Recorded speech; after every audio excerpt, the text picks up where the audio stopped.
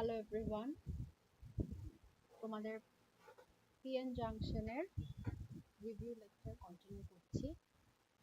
এটা হলো লেকচার 7। প্রথম দুটো স্লাইডে আগের লেকচারেরই কন্টিনিউশন, কিভাবে পিএন জাংশন ফরমেশন হচ্ছে, ক্যারিয়ার প্রোফাইল তৈরি হচ্ছে, ডিপ্রেশন রিজন, জাংশনের দুই পাশে বাল্ক রিজন, এগুলা জাস্ট দেখানো হয়েছে এখানে। আর এর পরের কিছু স্লাইডে এই প্রত্যেকটা ডেরাইভেশন আমরা দেখব যে ইলেকট্রিক ফিল্ড, পোটেনশিয়াল, এগুলা কিভাবে করে ম্যাথমেটিক্যালি ডিরাইভ করা হচ্ছে। একটা জিনিস এখানে বলতে চাই, তোমরা এখানে পোটেনশিয়াল প্রোফাইলটা খেয়াল করো কিভাবে করে ফর্ম করছে। আর আমরা যে ব্যান্ড বেন্ডিংটা পড়েছিলাম, ব্যান্ড ডায়াগ্রাম, হ্যাঁ ব্যান্ড ডায়াগ্রাম যে দেখেছিলাম গত লেকচারে, এটা কিন্তু আমাদের যে পোটেনশিয়াল প্রোফাইল এটারই জাস্ট ফ্লিপ ভার্সন। কারণ ব্যান্ড ডায়াগ্রাম মানে কি, এটা হচ্ছে এনার্জি ড্র করছো তুমি, কন্ডাকশন ব্যান্ড, ভ্যালেন্স ব্যান্ড, এগুলো তো সব এনার্জি। সো তোমাদের যে পোটেনশিয়ালের সাথে যদি কিউ দিয়ে মাল্টিপ্লাই করো, চার্জ দিয়ে, তাহলেই তো আমরা এনার্জিটা পাবো। সো এই পোটেনশিয়াল প্রোফাইল থেকেই কিন্তু আমাদের এই ব্যান্ডের প্রোফাইল আসছে। সো এইটা জাস্ট একটা ফ্লিপ ভার্সন। আচ্ছা, ম্যাথমেটিক্স ডিরাইভেশনের জন্য আমাদের পয়সন ইকুয়েশন একটু রিকল করতে হবে। তোমাদের যদি মনে থাকে পয়সন ইকুয়েশন কি ছিল, ইলেকট্রিক ফিল্ডের ডেরিভেটিভ হবে হচ্ছে তোমাদের charge density divided by relative permittivity times কি এপসিলন, দুটোর গুণফল। এই হচ্ছে আমাদের পয়সনস ইকুয়েশন, ঠিক আছে? বা এইভাবে 1D হলে এভাবে করে লিখতে পারি আমরা, derivative of the electric field. আচ্ছা, আর এখানে রোটা কিন্তু চার্জ ডেনসিটি, খেয়াল করো এটা কিন্তু রেজিস্টিভিটি না, হ্যাঁ একই সিম্বল ইউজ করা হয়। আর চার্জ ডেনসিটি কি আসলে, সেটা হচ্ছে এই টোটাল চার্জ টাইমস কিউ, এই এক্সপ্রেশনটা আমরা আগেও দেখেছি। সো এই হচ্ছে আমাদের পয়সনস ইকুয়েশনের রিভিউ, রিকল করা ছিল।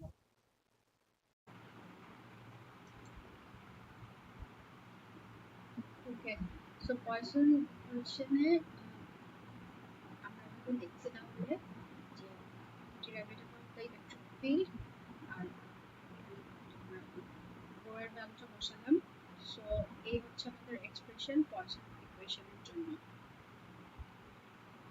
আচ্ছা, সো এখন আমাদের ইলেকট্রিক ফিল্ড বের করার জন্য এটাকে কি করতে হবে, ইন্টিগ্রেশন করতে হবে। হ্যাঁ ওকে, কিন্তু এখানে কিছু প্রবলেম আছে। একটা হচ্ছে আমরা এখনো এন আর পি এর ভ্যালু জানি না as a function of x. যদি আমরা বের করতে চাই, এটা এখনো আননোন। প্রবলেমটা হচ্ছে একটা লুপের মতো, মানে তোমার পয়সন ইকুয়েশন সলভ করলে তখন তুমি ক্যারিয়ার কনসেন্ট্রেশন, মানে ইলেকট্রন আর হোল কনসেন্ট্রেশন জানতে পারবা। আর বাট তোমার পয়সন সলভ করার জন্য আবার দেখা যাচ্ছে ভেতরে এন আর পি আছে। তাহলে এটা কিভাবে সলভ করবো আমরা? এর জন্য একটা অ্যাপ্রক্সিমেশন ইউজ করতে হয়, এটাকে বলা হয় ডিপ্লিশন অ্যাপ্রক্সিমেশন। এখানে কিছু জিনিস অ্যাজাম্পশন করে নিতে হয় আমাদেরকে। সেটা হচ্ছে, একটা অ্যাজাম্পশন হচ্ছে free carrier concentration inside the depletion region is zero. Free carrier NRP, যেটা স্মল এনআরপি, সেগুলোকে জিরো ধরলে তখন আমাদের কিন্তু চার্জ ডেনসিটি টার্মটা হয়ে যায় Q times N D minus N A. ওই আগের স্লাইডের ইকুয়েশনটা ভাবো, ঠিক আছে? আর আরেকটা অ্যাপ্রক্সিমেশন হচ্ছে আউটসাইড দ্য ডিপ্লিশন রিজন আমাদের ধরতে হবে যে চার্জ ডেনসিটি জিরো।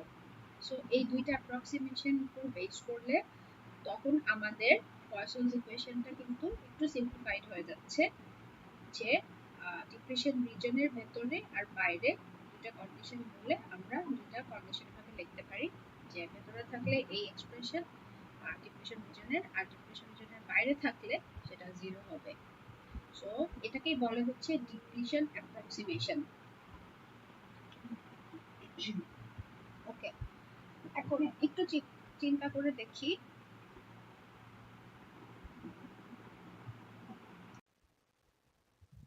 প্রতিটা টার্মের রিলেশন আসলে কিভাবে আছে, আমাদের কি কি লাগবে, energy, potential, electric field, charge density. So energy থেকে পোটেনশিয়ালের কনভার্সন করতে হলে জাস্ট চার্জ দিয়ে ভাগ করলেই হয়। তারপর পোটেনশিয়াল থেকে ইলেকট্রিক ফিল্ড কিভাবে পাবো, ডিভি বাই ডিএক্স করলে ইলেকট্রিক ফিল্ড পাবো পোটেনশিয়ালকে। আচ্ছা, তারপর দেখালাম যে পয়সন ইকুয়েশন থেকে আমরা ফিল্ড থেকে চার্জ ডেনসিটি এই রিলেশন পয়সন ইকুয়েশন দিয়ে আমরা পেতে পারি। তাহলে যদি আমরা অপোজিট ওয়েতে শুরু করি, যে আমাদের চার্জ ডেনসিটি আছে, এখন আমরা প্রতিটা টার্ম চাচ্ছি, তাহলে কি করতে হবে, আমাদের যে গ্রাফ আসছে তার যে এরিয়া আন্ডার দ্য গ্রাফ সেটাকে ইন্টিগ্রেট করে করে আমরা নেক্সট স্টেপে যেতে পারবো। সো চার্জ ডেনসিটিকে ইন্টিগ্রেট করে এবং সাথে কিছু টার্মস থাকবে অবশ্যই, ইলেকট্রিক ফিল্ড পাবো, তারপরে ফিল্ডকে ইন্টিগ্রেট করে পটেনশিয়াল পাবো, তারপরে জাস্ট কিউ টাইমস করলে ওটা এনার্জি পাবো। সো এই হচ্ছে একটা ওভারঅল পিকচার যে বিভিন্ন টার্মের মধ্যে রিলেশনগুলো আছে কিভাবে করে তোমরা ক্যালকুলেট করতে পারো। আচ্ছা, সো এখন আরেকটু ডিটেলসে দেখি। এই ছিল আমাদের কি চার্জ প্রোফাইলটা, তাই না? আমাদের ক্যারিয়ার কনসেন্ট্রেশন, এই হচ্ছে আমাদের ডিপ্লিশন রিজনের অবস্থা। এখানে একটা জিনিস দেখো, যে তোমাদের একটা রেক্ট্যাঙ্গেল আছে এখানে, জাস্ট মানে গ্রাফিক্যালি ভাবো, চিন্তা করে যে একটা রেক্ট্যাঙ্গেল আছে।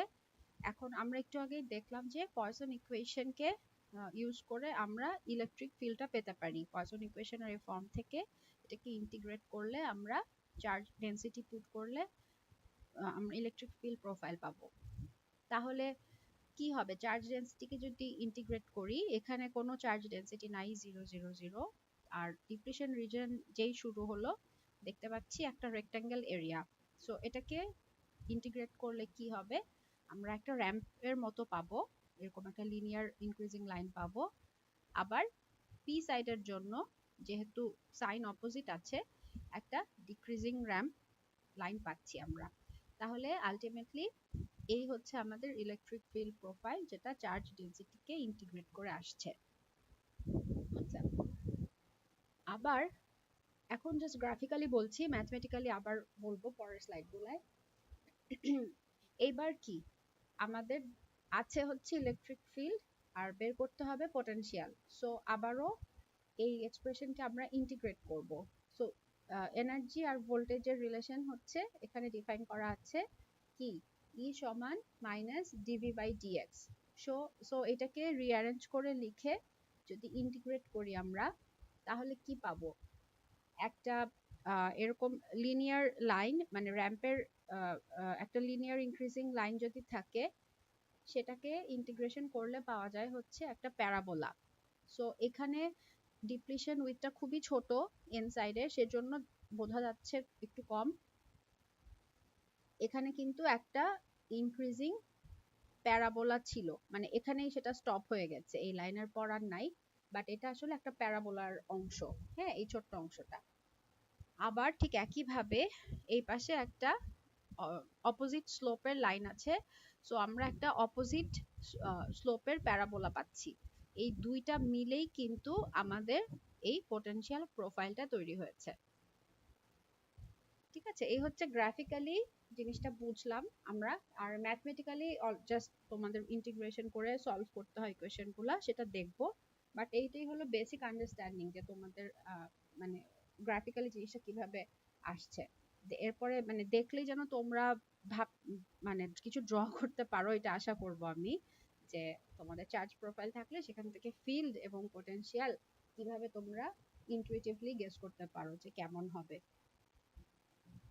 আচ্ছা, আরো কিছু মানে ম্যাথমেটিক্যাল এখানে একটু ডিটেলস আছে, তোমরা একটু স্লাইড প্লাস বই সব ভালোভাবে দেখবা, এটাই আশা করব। কিছুই না, জিনিসটা তোমাদের অলরেডি এক্সপ্রেশনটা বলেছি যে পয়সন ইকুয়েশন থেকে যদি চার্জ থাকে, তাহলে এইভাবে ফিল্ডকে ইন্টিগ্রেট করে এবং অ্যাপ্লাইং দ্য প্রপার বাউন্ডারিজ আমরা ইলেকট্রিক ফিল্ড ক্যালকুলেশন করতে পারি। সো এটাই এখানে দেখিয়েছে যে ইন্টিগ্রেশনের রেজাল্টটা কি হচ্ছে, সেটা হচ্ছে এই ভ্যালু। সো এখানে একটা জিনিস একটু চিন্তা করে দেখো, যদি এক্স্যাক্টলি অ্যাট দ্য জাংশন কি হবে, যখন x এর ভ্যালু 0, তখন আমরা এরকম দুইটা টার্মে লিখতে পারি ইলেকট্রিক ফিল্ডকে।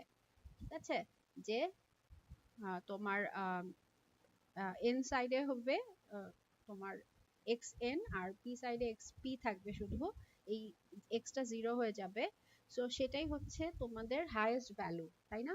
এই ফিল্ডের একদম পিক ভ্যালু যেটা, সেটা আমরা এই x ইকুয়াল টু 0 বসায় আমরা ক্যালকুলেট করতে পারি।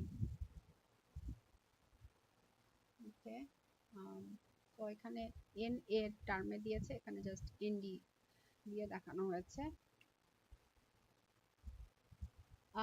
নেক্সট এই স্লাইডেও এই যা বললাম এগুলারই একটু ডিটেল বলা হয়েছে। এখানে আবার পোটেনশিয়ালের সাথেও রিলেশনটা দেখাচ্ছে, যে স্টেপ বাই স্টেপ যে চার্জ ডেনসিটি, সেটা ডেরিভেটিভ ইলেকট্রিক ফিল্ড, আর ডাবল ডেরিভেটিভ করলে পোটেনশিয়াল আছে।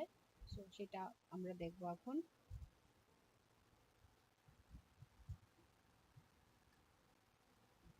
ওকে, আচ্ছা, একটা ইম্পর্টেন্ট কথা এখানে, সেটা হচ্ছে এই যে আমরা ইলেকট্রিক ফিল্ড ক্যালকুলেশন করলাম, কিন্তু আমরা তো জানি যে ইলেকট্রিক ফিল্ড কন্টিনিউয়াস হতে হবে, তাই না? মানে জাংশনে কোনো অ্যাব্রাপ্ট, হ্যাঁ চেঞ্জ হবে, কিন্তু ডিসকন্টিনিউটি থাকবে না।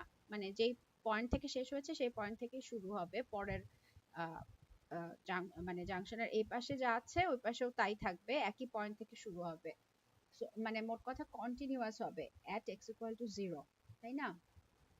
তাই যদি হয়, তাহলে আমাদের যে টার্ম আমরা যে ক্যালকুলেট করলাম, ওই ই এর value at x equal to 0, সেই দুইটাকে তুমি ইকুয়াল ক্যালকুলেট করলে, আমরা একটু সিম্পলিফাই করলে আমরা এই ধরনের একটা এক্সপ্রেশনে এসে পৌঁছাতে পারি।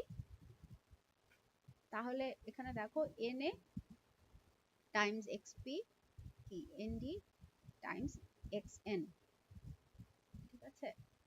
তাহলে দেখা যাচ্ছে যে আমাদের যে ডিপ্লিশন উইথ, যে উইথটা হবে,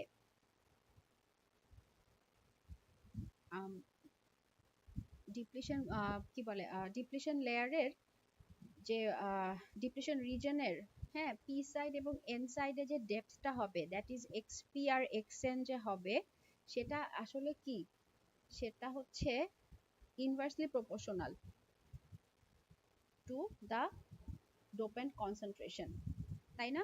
ইনভার্সলি প্রপোর্শনাল, দুই দুই সাইডে এটা মিলায় দেখো।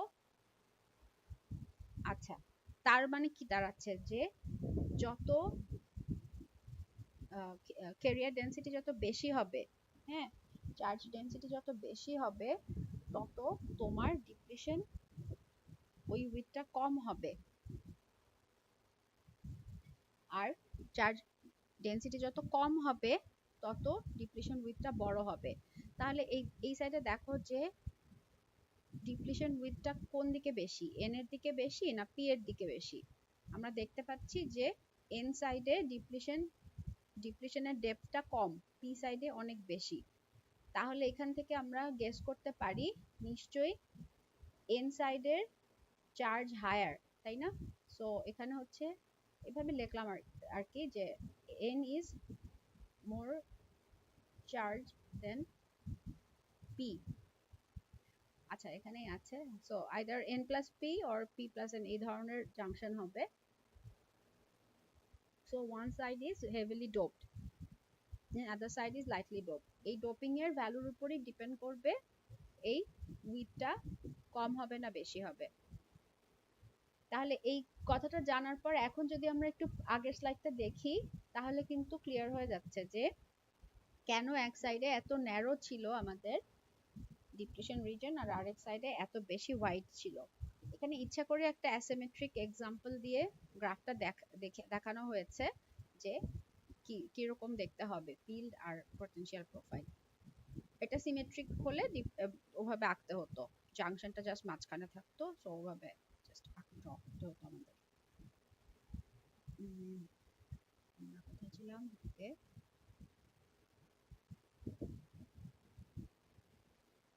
আচ্ছা, এইবার কি এবার হচ্ছে আমরা পোটেনশিয়াল দেখবো। হ্যাঁ, পোটেনশিয়ালের ভ্যালু বের করব ডিপ্লিশন রিজনে।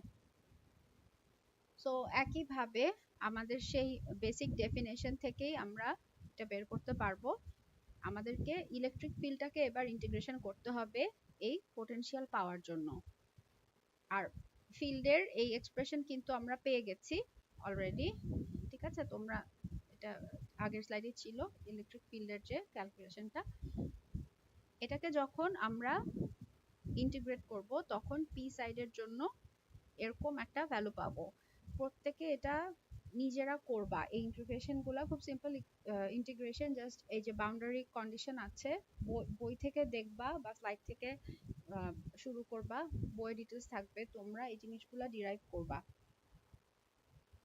ওকে, সো আমরা পোটেনশিয়ালের জন্য তাহলে এরকম একটা এক্সপ্রেশন পাচ্ছি পি সাইডে, একইভাবে এন সাইডের জন্য সিমিলার এক্সপ্রেশন পাবো।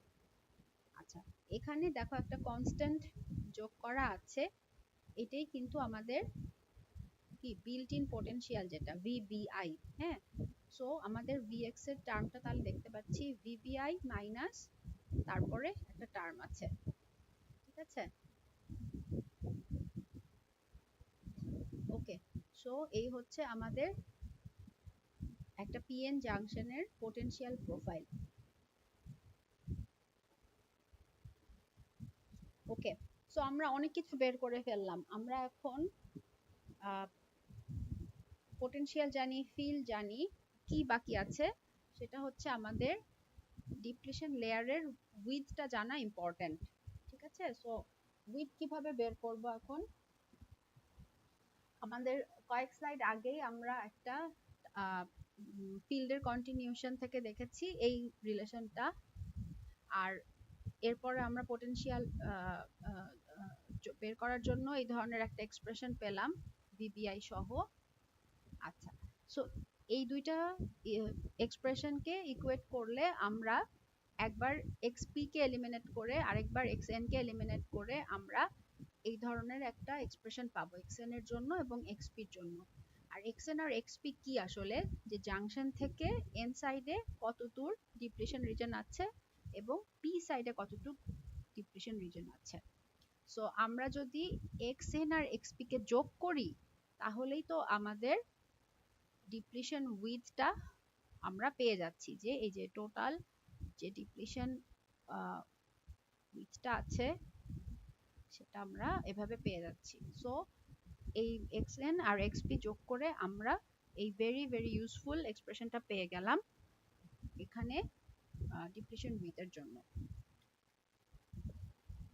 এই স্লাইডে আগের জিনিসটাই আবার বলা আছে, জাস্ট হাইলাইট করেছে যে এই এক্সপ্রেশনে কিন্তু ভিবিআই টার্মটা আছে। আর ভিবিআই কিভাবে ক্যালকুলেট করতে হয় আমরা কিন্তু আগের ক্লাসে আগের স্লাইডে দেখেছিলাম, লেকচার 6 এ ছিল। আচ্ছা, আর আরেকটা জিনিস এখানে এমফাসাইজ করেছে, what about one sided junction. হ্যাঁ, ওয়ান সাইডেড জাংশন মানে যদি এরকম হয় যে এক সাইডের ডোপিং কনসেন্ট্রেশন অনেক হাই হয় অন্য সাইডের চেয়ে, if NA is much much larger than ND, এরকম যদি হয় তাহলে যেটা হবে যে যেখানে লোয়ার কনসেন্ট্রেশন মানে এন সাইডে পুরা ডিপ্লিশন রিজনটা অলমোস্ট এন সাইডেই থাকবে। সো বলা যায় যে ডিপ্লিশন উইডথটা অলমোস্ট এক্সএনেরই সমান। একইভাবে অপোজিটটাও বলা যাবে, যদি এক্ষেত্রে এন সাইডের ডোপিং বেশি হয় তাহলে ডিপ্লিশন রিজনটা দেখা যাবে পি সাইডেই অনেক দূর পর্যন্ত গেছে, এন সাইডে খুবই অল্প অংশ থাকবে। এটাকে ওয়ান সাইডেড জাংশন বলা হচ্ছে। ঠিক আছে, সো তখন ইকুয়েশনটা আরেকটু সিম্পলিফাইড হয়ে যাচ্ছে। আর এখানে যে এন বলেছে, এনটা মেইনলি হচ্ছে যেখানে লাইটার ডোপেন ডেনসিটি সেটাকেই ইন্ডিকেট করবে। তোমরা এক্সাম্পল প্রবলেম এখানে একটা দেওয়া হয়েছে, বাট চেষ্টা করবা আরো অনেক যত পারো এক্সাম্পল ম্যাথ প্রবলেম সলভ করার, তখনই ম্যাথ করলে জিনিসগুলো হয়তো আরেকটু ক্লিয়ার হবে। এখানে লেকচার 7 শেষ করছি। Thank you.